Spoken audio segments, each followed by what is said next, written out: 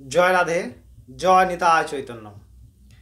পরম প্রেমানন্দ ঘন ভগবান শ্রী নিতাই চৈতন্য মহাপ্রভুর অহৈতুকী অনুকম্পা আমাদের উপর প্রতিনিয়ত প্রবাহিত হয়ে চলেছে, যেই স্রোতের ফলস্বরূপ আমরা ভগবানের কথা নিরন্তর আস্বাদন করে চলেছি।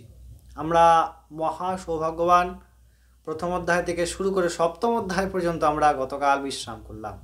অবশ্যই আমাদের এক একটি শ্লোকের উপর যেভাবে আস্বাদন করি সেভাবে তো করেছি, এবং সম্পূর্ণ অধ্যায়গুলির উপর একটি করে ভিডিও অবশ্যই আপনাদেরকে দিয়েছি। আগের দিন সম্পূর্ণ জ্ঞান বিজ্ঞান যোগের উপর ভিডিও দিয়েছি, অবশ্যই আপনারা দেখে আসুন যদি না দেখে থাকেন। আজকে আমরা অক্ষর ব্রহ্মযোগ শুরু করছি অষ্টাদশ অধ্যায়, অর্থাৎ ক্ষমা করবে অষ্টম অধ্যায়। 8তম অধ্যায় শুরু করছি অক্ষর ব্রহ্মযোগ। এই ব্রহ্ম কি, ব্রহ্ম তত্ত্ব কি, এই বিষয়ে অর্জুনের অনেক প্রশ্ন প্রথম দুটি শ্লোকে আমরা দেখতে পাবো।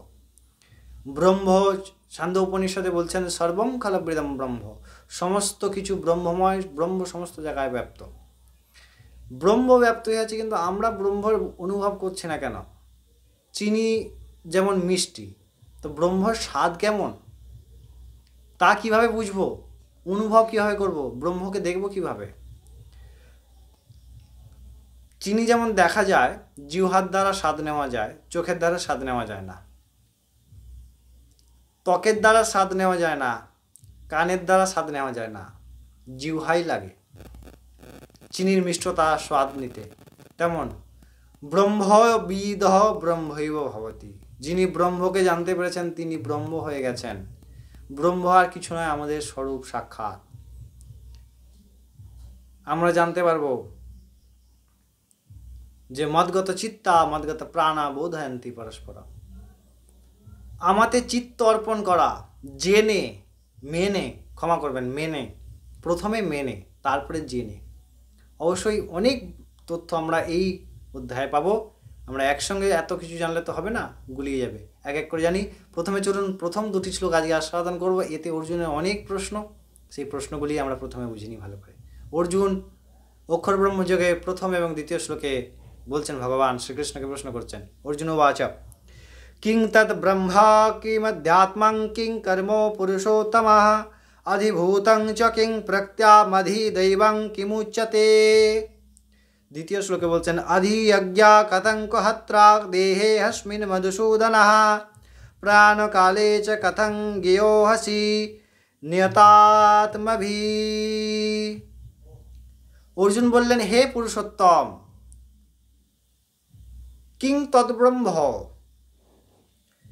সেই ব্রহ্ম কি, কর্ম কি, আধ্যাত্ম কি, আধিদৈব কি, আধিভূত কি, কিভাবে এই তত্ত্বগুলি শরীরের মধ্যে বর্তমান। প্রথমে গেল কিং তদ্ব্রহ্ম, ব্রহ্মতত্ত্ব কি, কিং আধ্যাত্মং, আধ্যাত্ম তত্ত্বটা কি, কর্ম কি, আর কি আধিদৈব কি, আধিভূত কি। তারপরে বললেন, যারা সংযত চিত্ত তারা কিভাবে আপনাকে প্রাপ্ত করে, মৃত্যুর সময়ে আপনাকে প্রাপ্ত করে। মৃত্যু মানে এখানে দেহের মৃত্যুর কথা বলছেন, কারণ আমরা আগেই জেনেছি নৈনং ছিদ্যন্তে শস্ত্রাণি নৈনং দহতি পাবক, আমাদেরকে কেউ মারতে পারে না, আমরা আত্মা, আত্মা পরমাত্মা অভেদ। তাই ভগবানকে আলাদা করে প্রাপ্তি করার কোনো রাস্তা নাই। ভগবান আমরা সাক্ষাৎ। শুধু বোধ করার জন্যই এত তত্ত্বের ভগবান প্রকাশ করছেন। সে বোধ করব কিভাবে, ভগবান তত্ত্বকে অনুভব করব কিভাবে? প্রকৃতিকে যেমন প্রাকৃতিক চোখের দ্বারা, প্রাকৃতিক ইন্দ্রিয়ের দ্বারা রূপ রস শব্দ গন্ধ স্পর্শকে অনুভব করা যায় চক্ষু কর্ণ জিহ্বা নাসিকা ত্বকের দ্বারা, তেমন সেই ব্রহ্ম হলো সাক্ষাৎ সচ্চিদানন্দ স্বরূপ। ব্রহ্মের যদি কোনো রূপ প্রকাশ করার প্রয়োজন হয় বা ব্যক্ত করা হয়, তাহলে তাকে ডেসক্রাইব করা যায় কি না, সচ্চিদানন্দ রূপ। শ্রীমদ্ ভাগবতে প্রথম অধ্যায় মানে প্রথম শ্লোকে বললেন মাহাত্ম্যে যে সচ্চিদানন্দ রূপায় বিশ্ব উৎপত্ত্যাদি হেতবে তাপত্রয় বিনাশায় শ্রীকৃষ্ণায় বয়ম নমঃ। এখানে যে প্রধান তত্ত্বগুলি সেটি হচ্ছে সচ্চিদ আনন্দ রূপায়। ভগবানের রূপ কেমন না, সচ্চিদ আনন্দ, যদিও বা অনন্ত রূপ, তার মধ্যে ভগবান সচ্চিদানন্দ বিশ্ব উৎপত্তি আদি হেতবে, বিশ্বের উৎপত্তি এবং স্থিতি প্রলয়ের কারণ।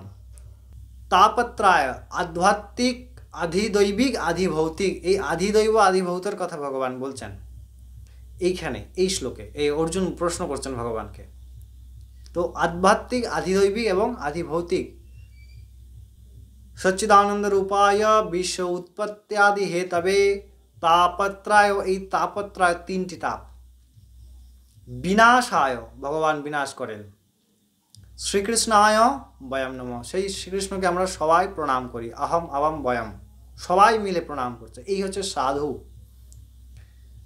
একা প্রণাম করলেন না, বলছেন সবাই মিলে আপনাকে প্রণাম করি। আমাদের সবার প্রণাম পৌঁছে দেন ভগবান, সাধু। তাই অর্জুন এখানে প্রশ্ন করছেন কিভাবে এই সমস্ত দেহে তত্ত্বের মধ্যে বর্তমান, কিভাবেই বা সেই তত্ত্বজ্ঞ সংযত চিত্ত ব্যক্তিগণ আপনাকে প্রাপ্ত করেন। এই সময়ের উত্তর আমরা পরের দিন ভগবানের মুখে নিশ্চয়ই শুনব। আশা করি এই দুটি প্রথম শ্লোক অক্ষর ব্রহ্মযোগের আপনারা বুঝতে পেরেছেন। অবশ্যই সাবস্ক্রাইব করে সঙ্গে জুড়ে থাকুন প্রত্যাহিক শ্রীমদ্ ভগবদ গীতা কথামৃত পাওয়ার জন্য। তখন অনেক ভালো থাকবেন, সুস্থ থাকবেন। জয় রাধে, জয় নিতাই চৈতন্য।